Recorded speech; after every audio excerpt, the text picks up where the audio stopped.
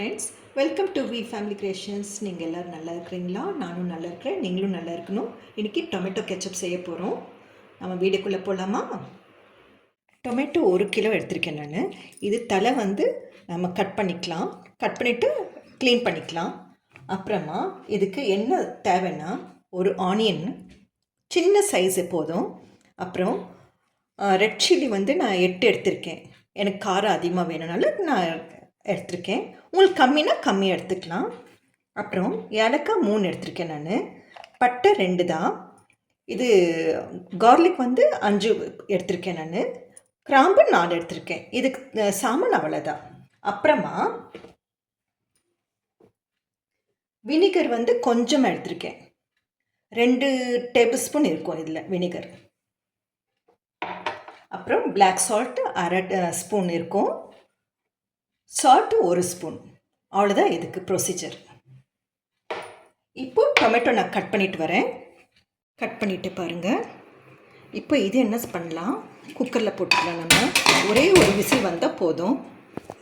தண்ணி கொஞ்சமாக ஆட் பண்ணிக்கலாம், அதிகமாக வேண்டாம். ஏற்கனவே இது நம்ம வேக வைக்கும் போது ப்ரெஷரில் வைக்கும் போது உங்களுக்கு தண்ணி விடும். அதனால் சும்மா கொஞ்சமாக போட்டுக்கலாம்.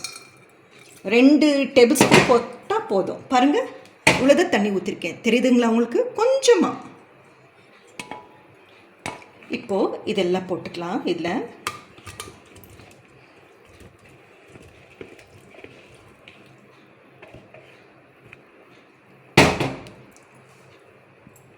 ஆனியன் அப்படியே கட் பண்ணிக்கலாம்.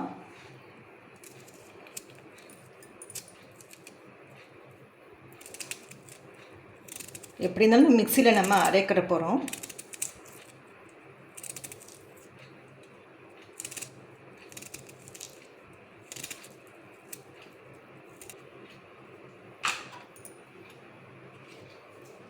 இப்போ இதில் பூண்டு போட்டுக்கலாம். பூண்டு, பட்டை, ஏலக்காய், கிராம்பு, அப்புறம் இது அப்படியே கட் பண்ணி எடுத்து போட்டுக்கலாம்.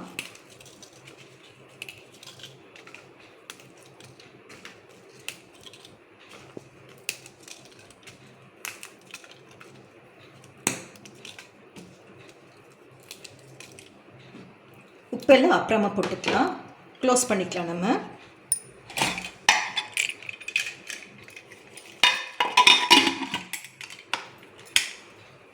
க்ளோஸ் பண்ணியாச்சு. இப்போது ஆன் பண்ணிக்கலாம். ஒரே ஒரு சவுண்ட் வரட்டும், போதும். ஒரு விசில் வந்தால் போதும்.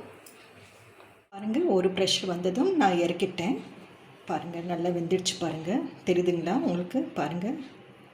இப்போது நம்ம என்ன பண்ணலாம், மிக்சியில் போட்டு அரைச்சிக்கலாம். அரைச்சிட்டு காமிக்கிறேன் நான்.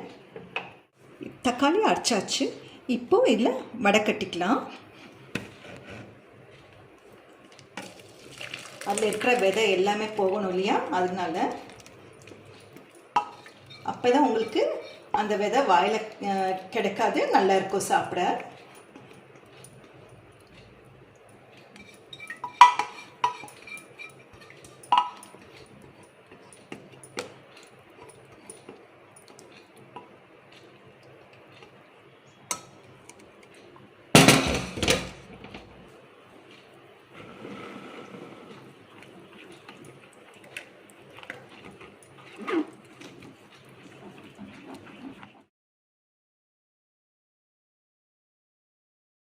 அந்த தோல் விதை எல்லாமே க்ளீனாக வந்துடுச்சு பாருங்கள். இது தூக்கி போட்டுடுங்க. இப்போ நம்மளுக்கு இது தான் தேவை, அந்த பியூரி தான் தேவை. இப்போது ஸ்டவ் ஆன் பண்ணிக்கலாம். இப்போது இந்த பியூரி இதில் ஊற்றிக்கலாம். நம்ம இந்த தக்காளி ஊற்றிக்கலாம். இல்லை,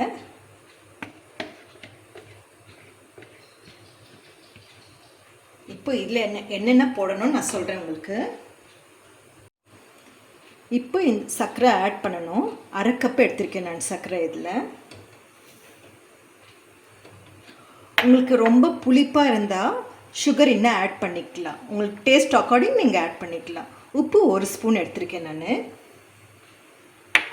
அப்புறம் பிளாக் சால்ட் இது 1/2 ஸ்பூன் எடுத்திருக்கேன். இந்து உப்பு சொல்லுவாங்க இல்லையா, அது. அப்புறம் வினிகர் நான் கொஞ்சமாக எடுத்திருக்கேன். இது 1/4 கப் இருக்கும், அவ்வளோதான். வினிகர் எதுக்கு போடுறோன்னா அந்த புளிப்பு எல்லாமே எடுக்கிறக்காக, அப்புறம் உங்களுக்கு கெட்டு போகாமல் இருக்கிறக்காக வினிகர் ஆட் பண்ணுறது.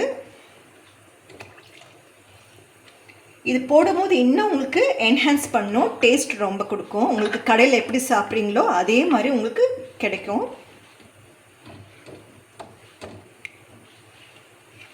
இப்போ இது கெட்டி செய்யணும், நம்ம நல்லா கொதிக்கட்டும்.